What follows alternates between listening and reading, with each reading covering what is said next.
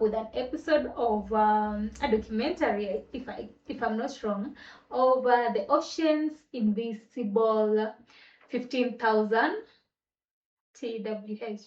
What is that in Gigawatts. Goldmine. That's Tiga. Gigawatts. Or Tega. Gigawatts. Mega Tega. Tega. Kibaki. Tegawatts. Yeah, Tegawatts. Yeah, Tegawatts. I don't know. But the ocean's invisible 15,000 tegawatts gold mine. Interesting. I think here it's more of a class. So stay tuned. We're going to learn here more. So stay tuned. Share your thoughts at the end. And this was shared to us by Dan. So thank you so much, Dan, for this. Thank you for your support. Yeah, and thank you for giving us some good invention here. And this is what we like exploring. Apart from music and what we are used common to, we also like such of documentaries. So subscribe and bring your favorite too. If you have a video that you have watched or maybe want to watch for the first time with us, it's much important to check our Buy Me Coffee link. And don't forget also to join Patreon. On Patreon, there are offers for tires. You can choose a tire that suits you, and you stand a chance of supporting and keeping the channel going together with us. Okay. So for today's invention, let's see. What if you could power cities just by mixing river water with seawater? Around 15,000 terawatt hours of energy. Tera. I think it's tera. Terawatts, okay. Yeah. River water with seawater. Around 15,000 terawatt hours of energy pours into the oceans each year as fresh water blends with salt water at river mouths. That amounts to roughly half the energy the world consumes in electricity every year. And we may have finally found a way to tap it. It's called osmotic power, and it could provide clean energy around the clock. As fresh water becomes scarcer, more cities are turning to desalination plants to meet their water needs. But desalination is energy intensive, which drives up both water and electricity costs. Osmotic power could flip that equation by using the same salty wastewater from desalination to generate electricity instead of just dumping it back into the ocean. Pilot projects are proving that there's more than one way to shake up this hydrological cocktail. One approach creates voltage like a battery. Another builds pressure like a mini hydropower dam. But how does this tech work? Could a combination of fresh and salt water be the solution to the world's ever-increasing energy demands? I'm Matt Farrell. Welcome to Undecided. That's my stuff. Have you understood? So, I think it's kind of transforming like the ocean or the sea water to like energy. Yeah, the seawater energy. I think he's meant something that when there are points that let's say a big company, according to what I've understood, let's say there's a big company or maybe a factory with there's waste products. Yeah, waste product in terms of sewage. When the sewage meets fresh water on the ocean, there is an energy that he says that they produce. So there is a way to tap that to use that energy. So how can you release waste to the sea? I think that's not advisable. They are releasing that, not waste, salt water. So salt water is definitely just from the sea. Yeah, from the sea. We know there are salt water. Let's say. I feel like he was meaning like tapping the salt water from the sea, making it to maybe energy. And for me, I understood when the salt water and fresh water meet at the sea. There are maybe let's say I understood let's say Indian Ocean and Atlantic Ocean. There are points that they meet. Let's say one of them is not fresh and the other one is salty. That's point that they meet. There are some energy that they produce. Oh. Yeah, so there is a way of tapping that. Let's see. We have two perspective here, but let's see how we get into it. This video is brought to you by Incogni. We already get energy from sunlight, wind, and dams, but what about estuaries? When freshwater spills into seawater, energy is released as salt levels equalize. What if we could draw off some of that? You have answered there. When it says freshwater splits into seawater, or when freshwater spills to seawater. Yeah. Not salt water, as I was saying, seawater. Energy is released as salt levels equalizes. Oh, I now get so it. Fresh water can be maybe from the rivers. Yeah, from the rivers, lakes. Yeah. Because mostly the seawater is just salty water. Yeah, it's salty water. Yeah. So when they mix. When they mix, have you ever tried to hold your detergent, maybe say a powder detergent from your hand, and you put your hand on water, that there is some energy, some heat that you feel on your hand. So I think it's the same chemist here, that when the fresh water and the seawater mixes, when the salt equalizes, there's some energy they release, some heat. So there is a way to trap that. In the seawater, energy is released as salt levels equalize. What if we could draw off some of that river water while it's still fresh, and some seawater while it's still salty, and combine them in a way that lets us put that free energy to work? It turns out we can. This is osmotic power, and Ocean Energy Systems, which is the blue energy wing of the International Energy Agency, predicts it could compete with other low-emissions renewable energy sources like wave, tidal, and offshore wind at 50 to 100 euros per megawatt hour, or about $60 to $120. So how much electricity are we talking about? Well, some of the estimates range from about 17% of today's worldwide electricity demand, at least according to the Dubai Future Foundation, all the way down to about 2% in a study that modeled using only ideal river mouths and diverting just 20% of their flow. Okay. Still, that's the amount of energy you get from covering all of Puerto Rico with solar panels. A 2016 study of coastal resources found that at least 448 river mouths all around the world are good candidates. But osmotic power isn't limited to just estuaries. If we tap saltwater outflows from desalination plants and other industries and pair them with fresh water from municipal wastewater streams, the amount of energy that we could generate through osmosis jumps even higher. Currently, a French startup is using a membrane made from wood pulp to separate the salts and seawater fast enough to create voltage. The company says it could generate enough power for 1.5 million people with seawater from the Mediterranean in just a fraction of the Rhone River's flow. In Japan, a very different approach is already online. The country's first osmotic power plant uses turbines to generate electricity from a desalination plant's salty wastewater and fresh water from the local treatment center. So how can mixing water possibly generate electricity? Yeah. The trick used in Japan is to separate that sweet, fresh water from the salt water with a membrane that keeps salts on the saltwater side, but lets water molecules from the fresh water come through. It's kind of like a one-way valve.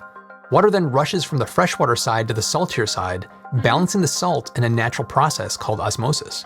Oh, so it's like the fresh water is the one going to mix with the salty water, and not the other way around. The salt water maintains its its nature, but the fresh water has to come to mix and balance the salt water. Yeah, so that's osmosis from low concentration to a high concentration. Yeah. Through the membrane. Okay. It's kind of like pickles. Hang with me for a second. It's the same force that pickles cucumbers. It drives water out of the plump veg and into a salty brine until the pickle is both shriveled and delicious. Okay. I've never known of that cucumber. Have you ever had that? That they put something that makes the cucumber delicious? It's just given like an example of a I really need to stop filming right before lunch. Anyway, all that fresh water passing into the saltwater builds up pressure on the saltwater side. The pressurized water is then released through a turbine, spinning a generator and producing electricity.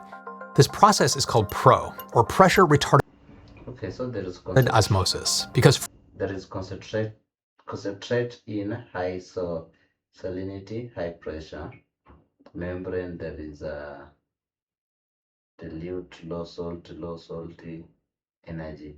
I think the one that now comes out. Oh, these are high salty water. Yeah, and it then comes low to salty is the membrane. There is a mixture. There is a like.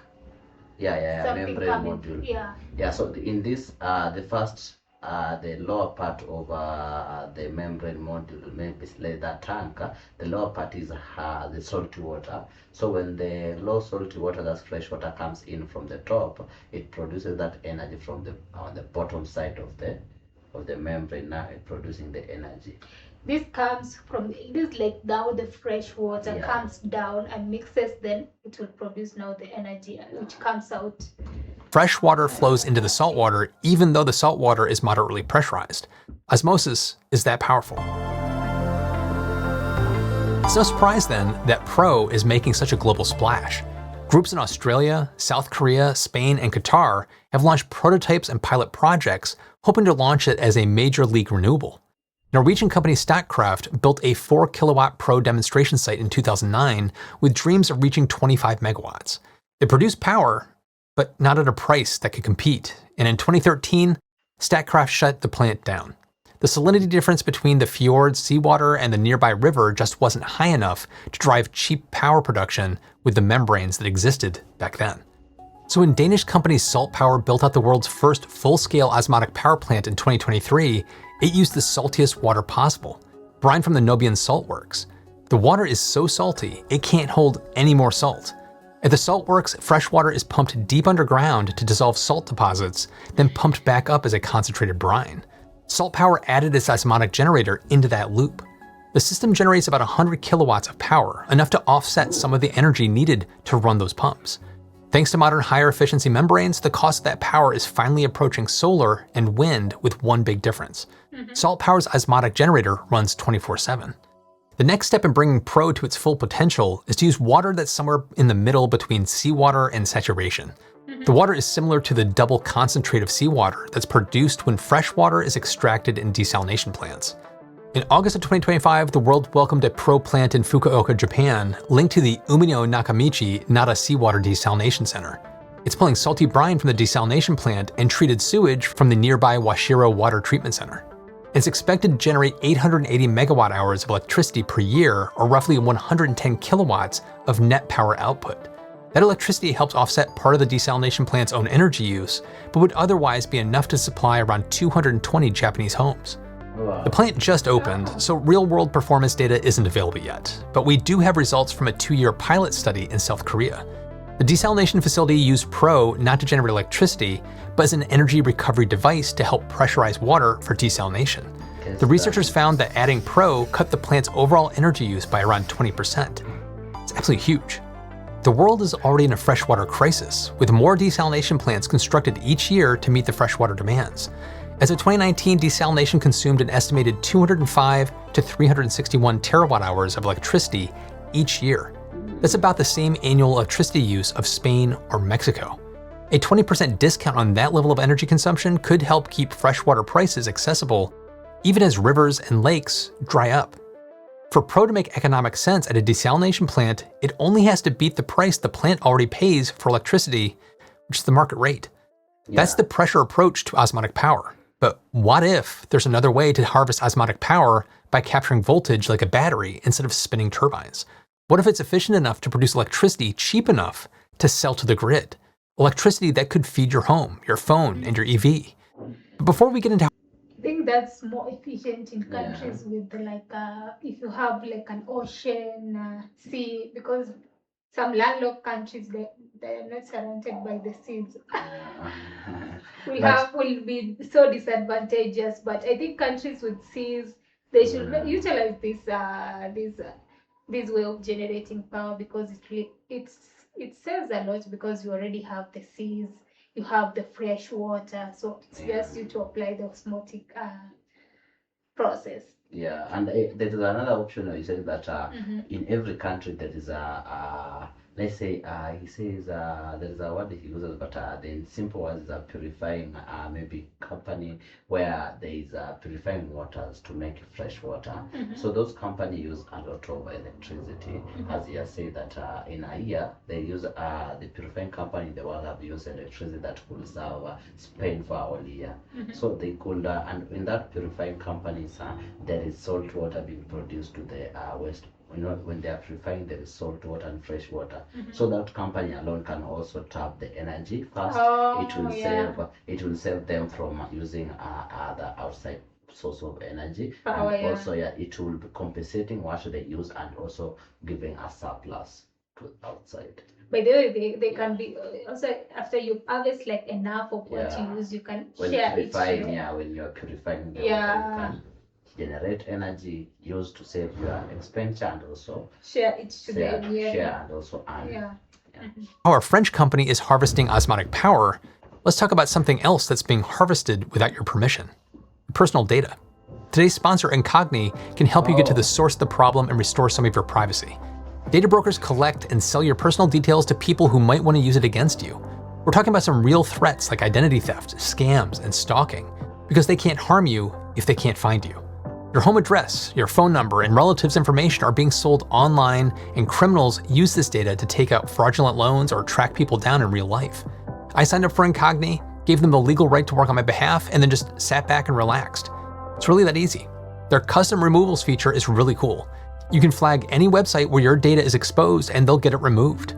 I've seen a dramatic drop in where my information is showing up online. If you want to take back control of your personal information, give Incogni a try. Use the code UNDECIDED at the link below and get 60% off an annual. I think that's another invention. But he's like marketing the website. Yeah, but the website itself is another invention. Plan. Thanks to Incogni and to all of you for supporting the channel. Now about that French company that's harvesting power from seawater. Sorry for the advert. After he just finishes his advert and then YouTube brings it on. Let's continue. Switch Energy in France is scaling up an osmotic power technology it says will clear the renewable energy limbo bar at about $110 per megawatt hour, and that's within the next 3 years. At that price, an around-the-clock energy source like osmotic power can compete with intermittent renewables like solar and wind with battery storage added in. And above that bar, well, we know how that goes.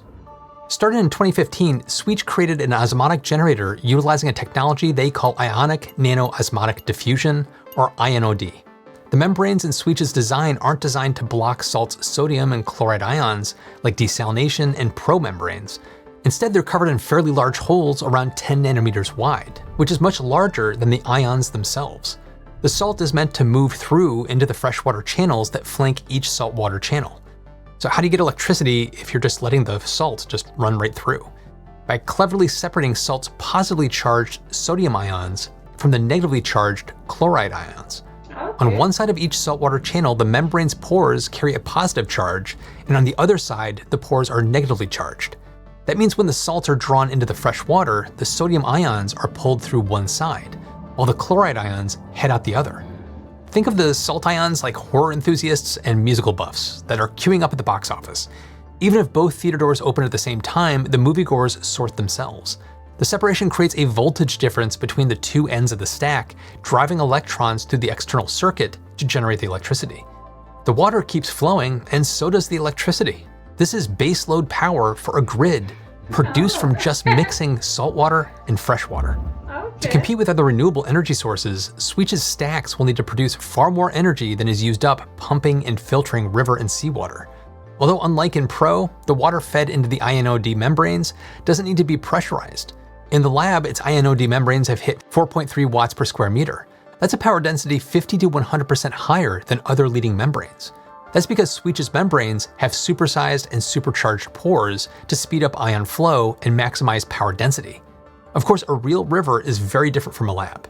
To see how well the membranes perform with actual river and seawater, Switch built a pilot facility where France's Rhone River meets the Mediterranean Sea.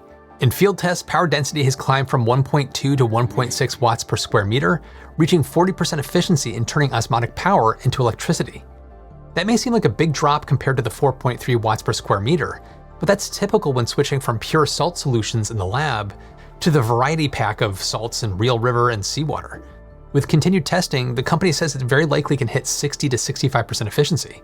The plan is to gradually scale the site from a several kilowatt pilot into a full-on demo facility, selling energy to the grid within 3 years. Switch says that if it ran just 10% of the Rhone River through its stacks, it could obtain 400 megawatts of electricity. Wow. That means Rhone's osmotic power could cover the electricity needs of the Marseille metropolitan area and its 1.5 million people. Switch has its sights set on delivering grid power, but along the way, it's partnering with local industries like desalination plants to turn their salty wastewater into energy too. Switch's first stop? Opening its big new production facility in France to scale up membrane production, optimizing the manufacturing process just as it's optimized its unusual membrane. In desalination and Pro, membranes are typically petroleum-derived polyimide films, but Switch makes its membranes with an inexpensive natural polymer, cellulose, from wood. The same stuff we turn into paper, cellophane wrap, and even rayon fabric. The company manufactures the membranes itself in a roll-to-roll process, tuning the membrane's physical and chemical properties to its needs. According to a 2024 report by French energy company Engie, Switch's tech stands at technology readiness level of a 6. though reliable power export to the grid would bring them to a level of 7. However, the technology isn't the only part of the osmotic power systems that needs deep study. Diverting an estuary's river water could have downstream effects by changing the way water and sediments flow. That could impact oyster bars, seagrass beds, and mangroves. Estuaries are known as the nurseries of the sea, because so many species of fish and other critters grow up there before heading offshore. All that life in sediment is no good for membranes. It slimes them up. Desalination plants rely on heavy-duty filtration and even chemical conditioning to prevent that. So that can also damage the creatures in the ocean and the seas. Yeah, that's what I've just quoted. Okay. So you must have something to prevent that. Yeah. Switch has a system in place for pre-filtration of sediment, but biofouling is still an issue. Because it's returning the water directly to the estuary, it has to beat back biofouling without chemical treatment. Still, with global desalination capacity expected to double by 2050, the potential for osmotic power keeps rising. Meeting clean energy targets will take a mix of technologies. This means tried and true solar and wind, plus newcomers like osmotic power and wave energy, which I've covered recently in another video if you want to check it out. Just like how hydropower dominates the rainy Pacific Northwest, and solar fields cover sunny Texas, each renewable has its place. And osmotic power's place might be exactly where we need it most, at coastal desalination plants that are already dealing with salty wastewater and rising energy costs. I'll be watching to see if osmotic power scales up at desalination plants and whether Switch starts exporting power to the grid in France within the next few years. But what do you think? Is osmotic power just a desalination plant add-on, or could it really grow into a source of power for coastal cities? Jump in the comments and let me know. You can also check out the extended cut of this video over on Patreon, where I go into a possible secondary power source for Switch's energy system. And speaking of that, these videos take a team to make, a team of humans. Real research, real interviews, real feedback from experts. No AI slop. If that matters to you, Patreon support really helps a lot. Patrons like my new Supporter Plus members, Luke Timmons and Mike. The link is in the description if you'd like to join, but honestly, just watching like you are right now is absolutely awesome. So thank you. And check out my follow-up podcast, Still to be Determined. We'll keep this conversation going. Keep your mind open, stay curious. Yeah, stay curious is the right word.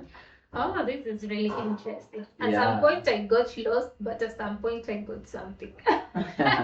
But I think it's more of the technology measure of it and a way to advancing, and also it has increased clean energy. The world is fighting to have the clean energy source to replace the harmful and toxic yes, by the way, and I think countries with coastal regions should utilize that so much. Because I think if you have our country, we have a ocean, so, and I've never seen companies take advantage of that. And that's why I was really picking our continent as in Africa. We are really blessed. I think we are blessed, but in technological masters we are in the 70s right now. But we are getting there. I think